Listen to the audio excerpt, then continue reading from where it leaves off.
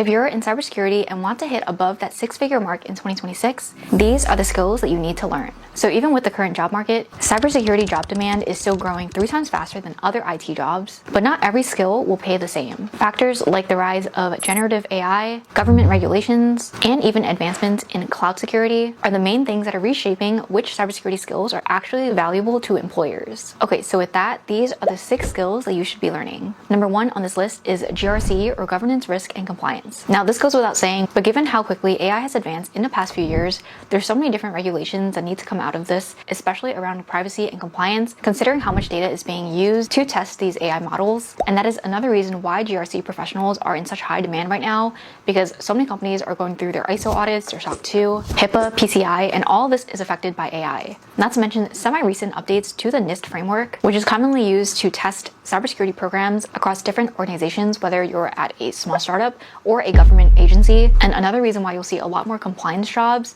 as well as for risk and IT auditing. Another reason for this is the fact that there's just been a boom of new companies that are appearing because of AI, with non-technical founders taking advantage of the new tech landscape and being able to build something really quickly from scratch with just an idea. And with all these new companies, if they want to get the big customers like tech companies, finance companies, government agencies, then they're going to have to pass certain security audits and get certain security certifications for them to be able to attract different customers. A security certification, like for example, the ISO 27001, basically tells potential customers and clients that, hey, we've gone through ISO 27001 and an auditor came in and tested our security program against the list of requirements as part of the audit. And that is why you should trust us with your data, with your clients, with your employees. And you'll likely also see a lot more GRC consulting agencies that are going to be popping up to help fill this need. Skill number 2 on this list is threat intelligence. This is specifically because of the fact that cybersecurity is really moving from reactive defense to proactive defense. And a lot of that ties back to how good your threat intelligence team is. Companies are realizing this and they're investing a lot of money into skills like threat hunting, OSINT or open source intelligence,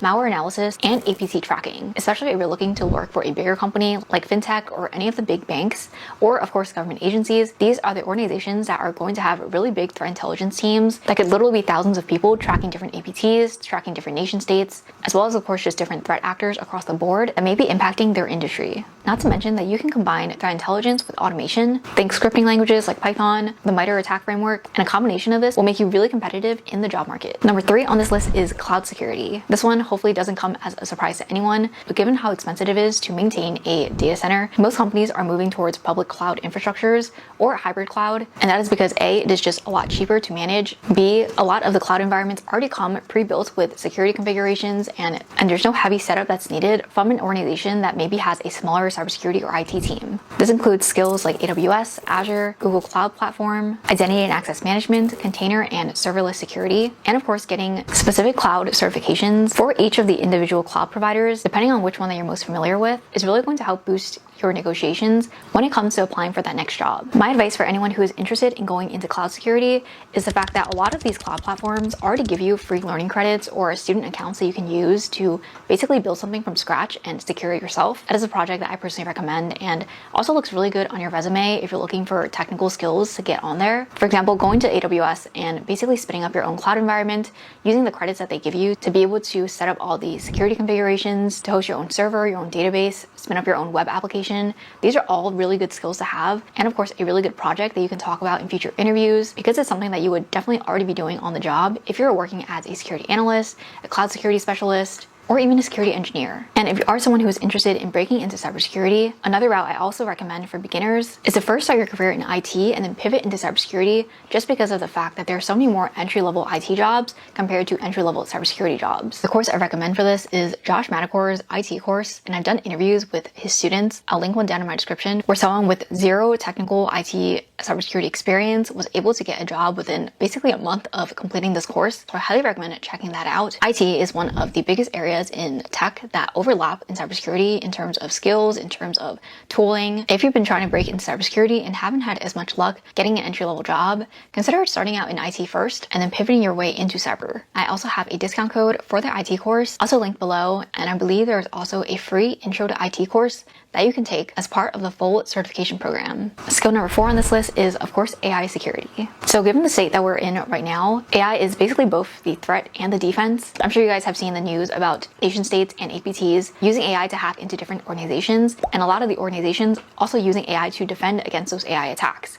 So this is basically where the future of cybersecurity and defense as a whole is going, and that is another reason why there is just so much demand for the skills that are needed to protect against different AI attacks. These skills include prompt injection defense, LLM data sanitization, model security and governance. Again, this also goes back to GRC because, for example, what kind of data are you feeding into these models, and how are companies ensuring that there's no private or sensitive data that is being fed to be able to comply against certain regulations or standards that are required of them based on the security certifications that they already have. Now, of course, because it's such a new field, just in the past few years, a lot of this is still gray area, and that is another reason why this area is very exciting right now if you're someone who is potentially switching jobs in cybersecurity and are looking for an interesting area to go into that maybe requires a new skill set, and you're interested in something technical, then this is the area that I highly recommend if you already have experience in other niches of cybersecurity. And as a bonus, if you combine your skills for securing LLMs along with GRC and auditing, that is basically one of the perfect combinations of becoming highly employable in the next few years. All right, last but not least on this list, number 5 is application security. So you guys may already seen the articles about how an AI hacker is basically the #1 hacker in the US.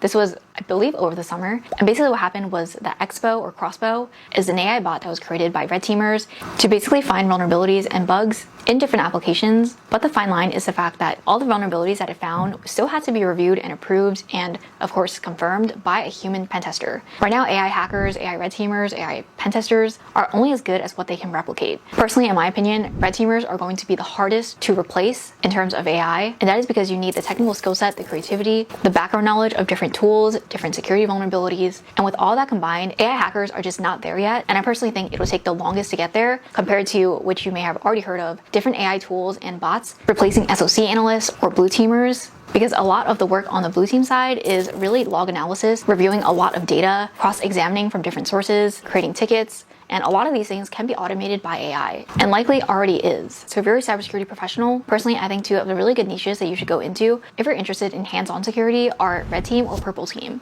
Currently, blue team, I think, is being hit the hardest by AI and different advancements, just given the nature of the job. But again, it's going to be really hard to replace a good red teamer. And of course, having skills like secure SDLC, using different SaaS and DAS tools, and code scanners, and another niche one, which is API security. These are 3 really great things to focus on if you're interested in red teaming. And of course, even with all these niches, one of the #1 things I recommend to anyone who is trying to increase their salary in cybersecurity is to, of course, to negotiate your salary. Even if you think there's no room for negotiations, I personally still think that it never hurts to ask, and just getting a $5,000 to $10,000 bonus can make a huge impact throughout a 45 year career when it comes to your overall salary growth and projection as you go into more senior roles. All right, so that is it for this video. Let me know your thoughts on this in the comments below. Are any of these skills to learn on your list? Or if there are any additional ones that you'd like to add, feel free to drop them. If this video was helpful, please like and subscribe, as it really does help out the channel. Let me know if there are any other video topics you'd like to see from me in the future. And don't forget to also stay connected on LinkedIn, Discord, Instagram,